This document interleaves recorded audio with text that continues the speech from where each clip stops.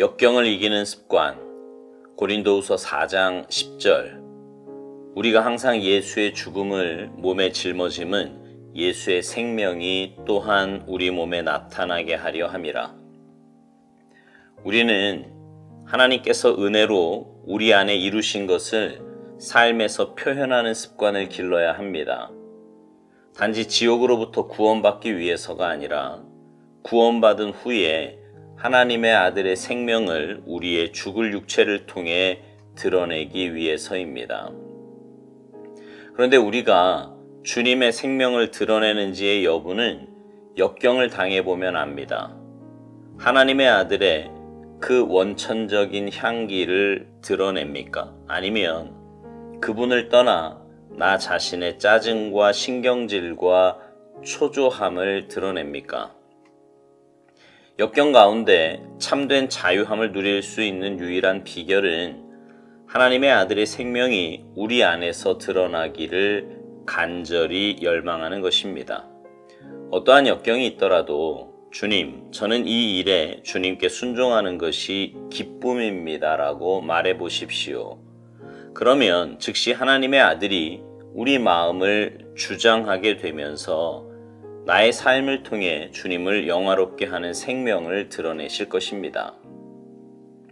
역경 가운데 주님과 다투어서는 안 됩니다. 당신이 빛에 순종하는 순간 하나님의 아들이 당신을 통해 빛을 비추실 것입니다. 만일 하나님과 다투면 이는 주의 성령을 근심케 하는 것입니다. 하나님이 아들의 생명이 당신을 통해 드러날 수 있도록 자신을 추스리십시오.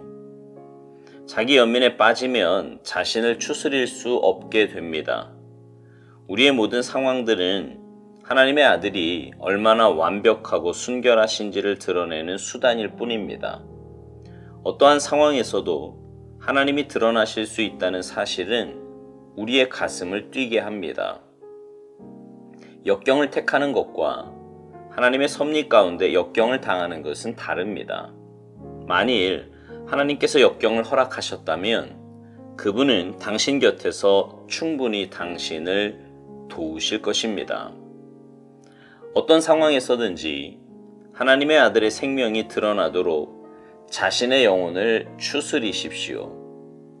절대로 기억이나 경험으로 대처하지 말고 언제나 하나님의 말씀이 당신 안에서 살아 움직이게 하십시오.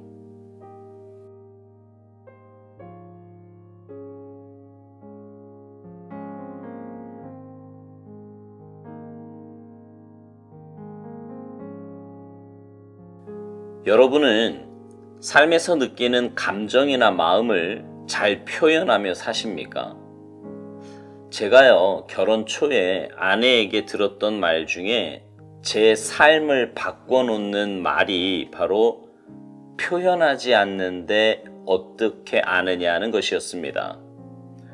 나는 분명히 아내를 많이 사랑하는데 그 사랑을 표현하지 않으면 아내가 어떻게 아느냐는 것이었어요. 아마도 많은 남자분들이 그런 마음일 겁니다. 꼭 말해야 하나? 사랑하니까 결혼했고 사랑하니까 같이 사는 거지. 근데 반면에 많은 여자분들은 그렇게 반문할 것입니다. 표현하지 않는 마음을 어떻게 아냐고요. 정말 그렇습니다. 표현되지 않는 마음은요, 알기가 쉽지 않고 표현되지 않는 사랑은 느끼기가 쉽지 않습니다. 구원받은 우리의 삶도 마찬가지입니다. 하나님께서 우리의 삶에 역사하셔서 우리로 구원의 반열에 들어서게 하셨습니다. 그리고 때를 따라 돕는 은혜로 우리의 삶이 하루하루 살아가게 되는 겁니다. 이것이 얼마나 복된 삶인지 우리의 입술로 또 우리의 삶으로 표현하며 살아야 합니다. 오스왈드 목사님은 그럴 때 하나님의 아들의 생명을 우리의 죽을 육체를 통해 제대로 드러나게 된다고 말합니다. 특별히 우리가 주님의 생명을 드러내는지의 여부는 역경을 당해보면 안다는 거예요. 역경 가운데 있어 보면 진짜 하나님의 아들의 향기가 드러나는지 아니면 그 마음 안에 남아있는 죄성이 드러나는지를 안다는 거지요. 여러분은 어떻습니까? 역경 가운데서 주님의 향기가 드러납니까? 아니면 오스왈드 목사님 표현대로 자신의 짜증과 신경질과 초조함을 드러냅니까?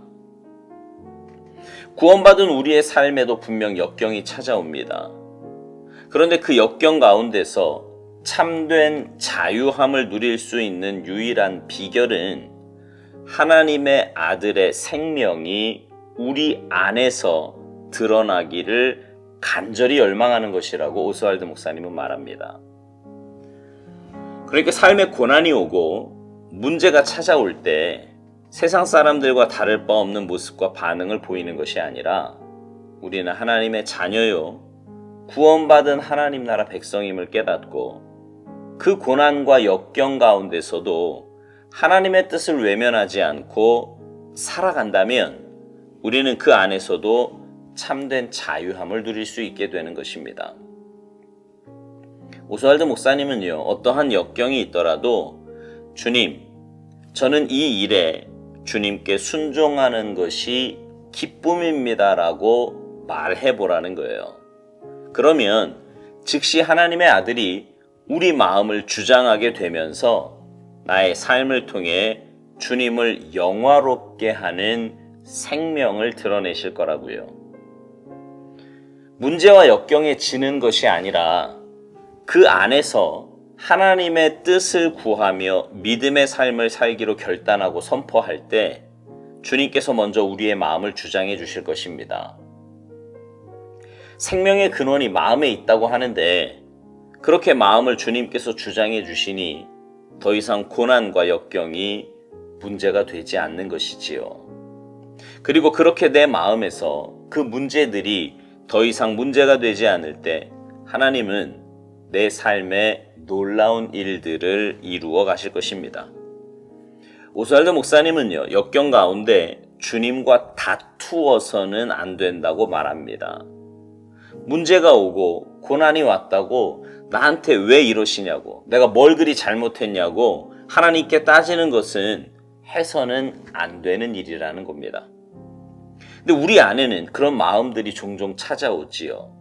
특별히 내가 감당하기 어려운 일들을 만나면 원망과 불평이 나도 모르게 나오기 마련입니다. 그러나 그런 일은 주의 성령을 근심케 하는 일입니다. 하나님의 마음을 아프게 하는 일이라는 거예요. 그렇게 되면 우리 마음과 삶을 추스리기가 더 어려워집니다. 그러면서 자기 연민, 동정심 등 영적 고질병에 빠지기 쉽상입니다. 오스왈드 목사님이 이런 중요한 말을 했습니다. 우리의 모든 상황들은 하나님의 아들이 얼마나 완벽하고 순결하신지를 드러내는 수단일 뿐이라고요. 그러니까 내 삶의 모든 부분, 모든 순간은 하나님의 섭리 안에서 하나님의 뜻을 드러나기에 충분한 것들이라는 거예요. 주님 안에 있는 하나님의 자녀들에게는 어떤 순간도 쓸데없거나 불필요한 일은 없다는 말입니다. 그 모든 일들을 통해 하나님의 구원하심과 은혜가 드러나고 표현될 수 있기 때문입니다.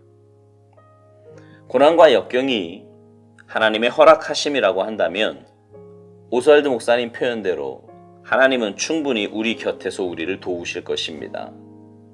고아와 같이 버려두지 않으신다 이 말이에요. 아니 오히려 더 깊은 관심과 사랑으로 우리와 함께 하실 것입니다. 그리고 그 모든 고난과 역경을 이기며 하나님의 뜻을 발견하고 더 성숙한 자리로 나아가도록 도와주시고 응원해 주실 것입니다. 오스왈드 목사님은 묵상 마지막 부분에서요, 이런 말을 합니다. 절대로 기억이나 경험으로 대처하지 말고 언제나 하나님의 말씀이 당신 안에서 살아 움직이게 하라고요. 오늘 묵상의 제목이 역경을 이기는 습관입니다. 역경과 고난 가운데서 그 모든 것을 이길 수 있는 힘은 하나님의 말씀에서 옵니다. 하나님의 말씀을 하나님의 말씀으로 믿고 붙잡고 순종할 때 우리는 어떤 역경과 고난 가운데서도 하나님의 뜻을 세워갈 것입니다. 하나님의 살아계심과 은혜를 표현하게 될 거라고요. 이런 성숙하고 거룩한 습관이 여러분 모두의 삶에 정착되기를 주님의 이름으로 축복합니다. 아멘.